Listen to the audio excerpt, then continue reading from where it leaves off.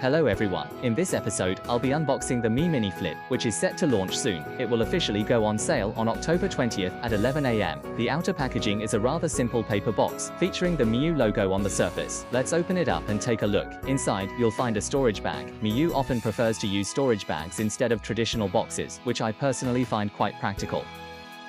Upon opening the storage bag, you'll find that the device is equipped with a data cable, a headphone adapter cable, and a card reader. Typically, a memory card is also provided. After removing the device, you'll discover a Chinese and English manual located at the bottom. My unit is the white color, and the official colors offered are black, white, yellow, gray, and natural. From the first look, it seems quite appealing. I personally lean towards smaller devices, and this one is just palm-sized. The 4 shoulder buttons on the device's top offer a light press, and the OTG charging port is situated in the center. On the left are the volume buttons, and on the right are the power button, reset button, and power indicator light. Compared to the larger Flip, the reset key is now a button, not a pinhole. There's a lanyard hole on the lower back side, and only a single TF card slot at the bottom.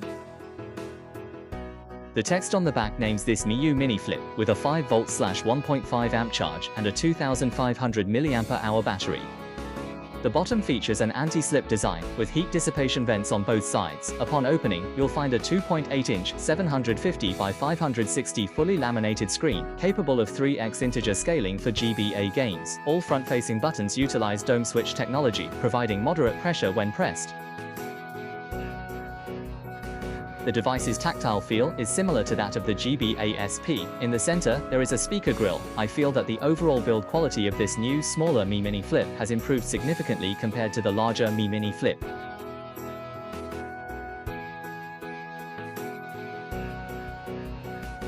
The hinge is also significantly smoother than the larger model. It features a 3-stage stop, so let's slow down a bit to appreciate its feel.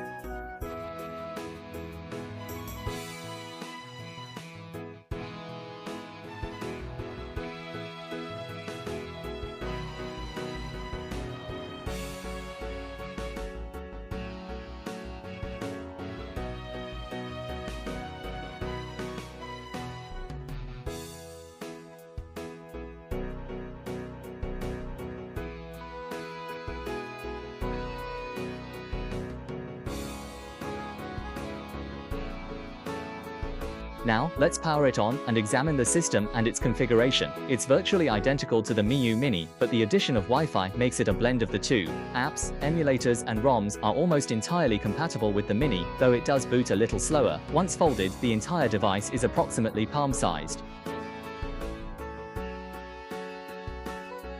The system in this video is my modified, clean and simple pack, which hides the recent games and ROM emulator options. I'll upload a compatible version on launch day, so follow me if you're interested.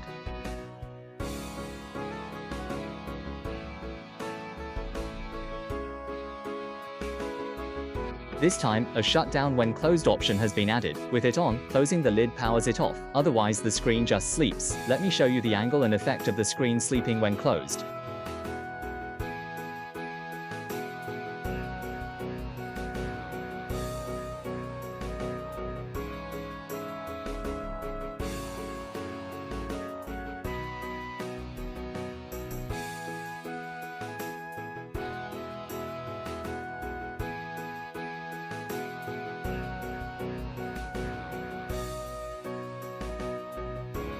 Finally, let's take a look at the display effects for GBA, GBC, and GB. For GB and GBC, I haven't set up point-to-point scaling. I'm using full-screen scaling. For GB, I haven't set it to point-to-point either. I'm using full-screen scaling instead. Both GB and GBC are displayed using full-screen scaling, not point-to-point.